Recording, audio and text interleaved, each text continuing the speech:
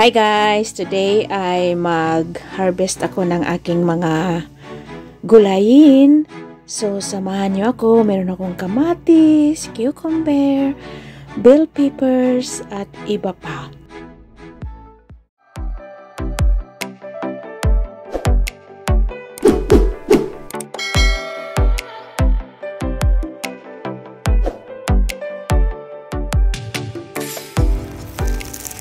Guys, ang aking mga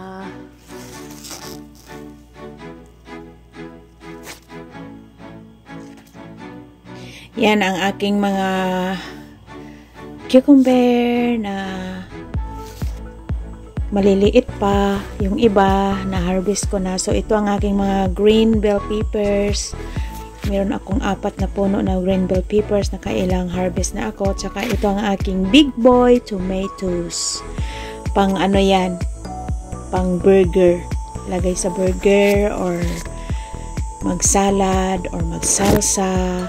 So, yan ang big boy na tomatoes. So, yan ang aking mga bell peppers. At saka guys, ito ang aking mga chilies. Wow, sili! Yan ang aking sili. Mahilig ako sa sili. Pag nahinog yan, ay i-harvest ko and then ilagay ko sa freezer para mag-preserve siya ng matagal. So, ito ang aking jalapeno. So, meron akong 4 puno ng jalapeno. So, ito ang aking big boy na kamatis. May isang hinog na doon. At saka yan ay mag-ano pa lang. Diba guys? Ang ganda ng aking mga garden. Ang healthy ng aking mga kamatis. Look at that. May mga hinog na. Kaya it's time to harvest. Para hindi ako maunahan ng aking mga friendship na mga ibon. So ito guys ang aroma tomatoes. Yan ang ginagawa kong pasta sauce. So, ito ang sage. Herb siya, sage. So, ito ang aking yellow bell peppers. Yes, ganyan ang yellow.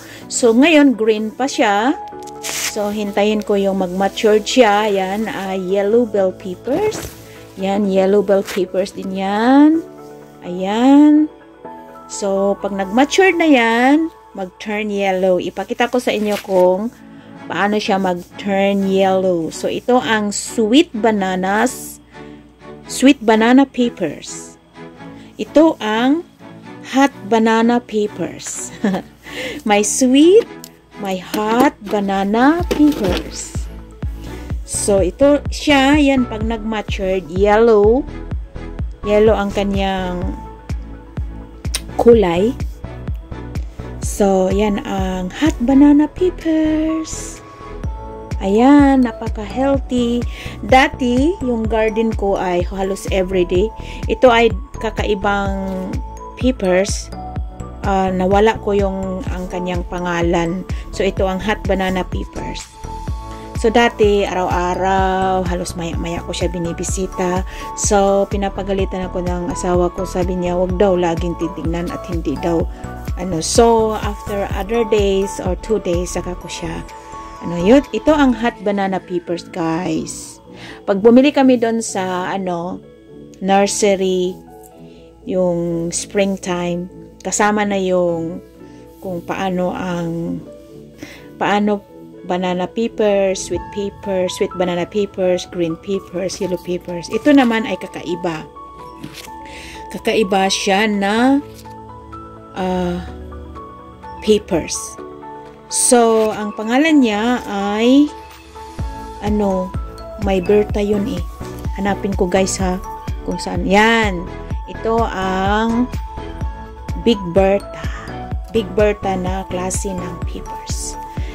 So, ayan guys, ang aking mga healthy vegetables. Ito ang aking isa sa pinagkaabalahan during summertime. At guys, malapit na matapos ang aming season. So, sad to know, sad to say na maiiwan na naman ang garden na frozen. So, ito ang aking cherry tomatoes.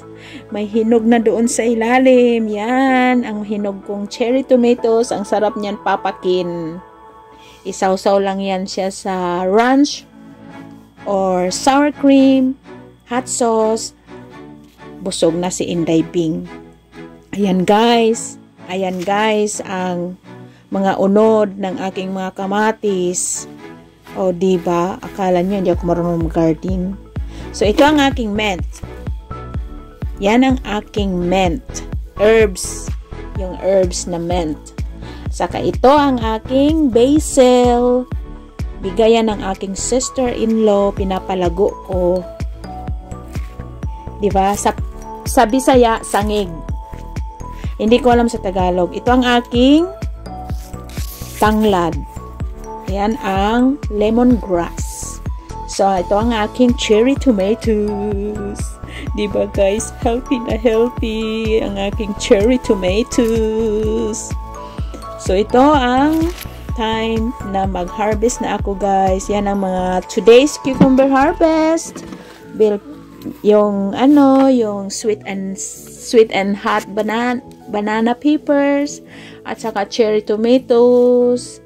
Kukunin ko na siya para makip ko kasi pag hindi ko susundin ang pag-harvest, maunahan ako ng aking mga friendship na ibon kasi mahilig din sila. So, ito guys, ang aking, oh my god, so free, healthy, and very yummy. Ako lang ang kakain. Ito ang aking aroma tomatoes. Ginagawa ko yan ng marinara sauce or pasta sauce para i-preserve. Gagawin kong pag gumawa ako ng bolognese or something sauce sa aming recipe. Ayan ang aking aroma tomato. O diva. So yan ang aking garden for today.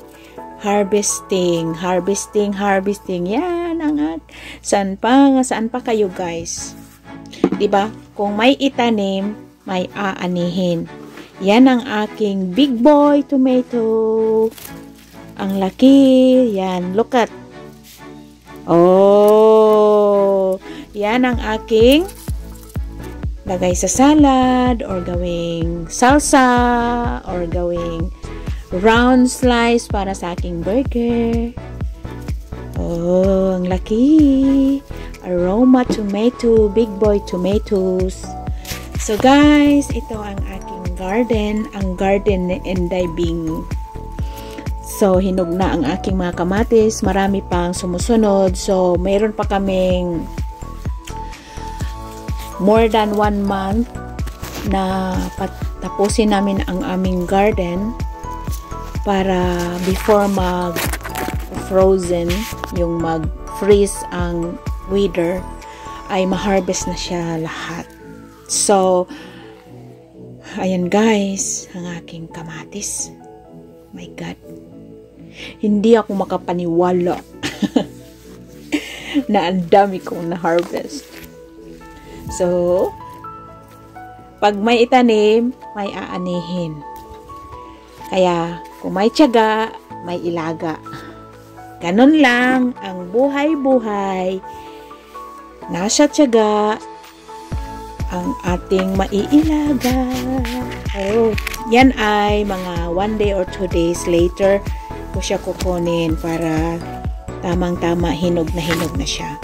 So, kailangan on time kang mag-harvest kasi mayroon akong kakupitin siya, ang aking mga best friend na mga ibon.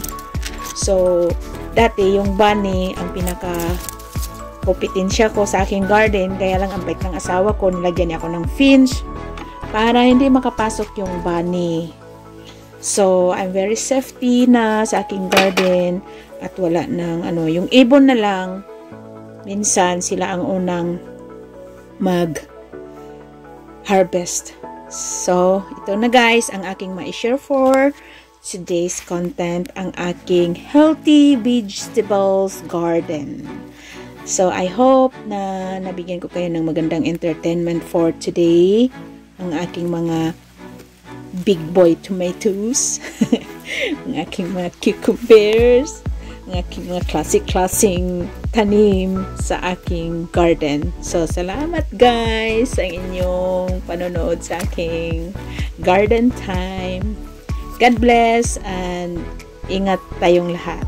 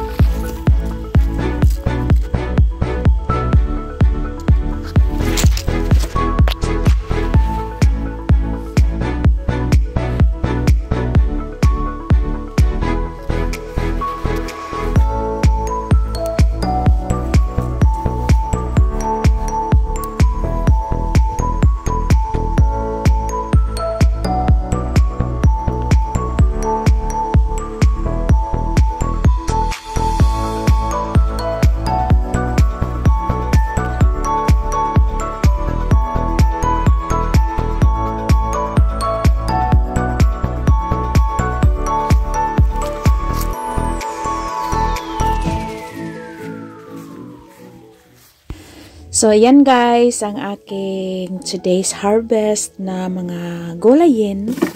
So, uuwi na ako at panalo na ang aking basket, puno na ng gulay.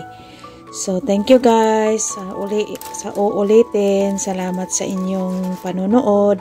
Have a nice day and thank you for watching. Bye!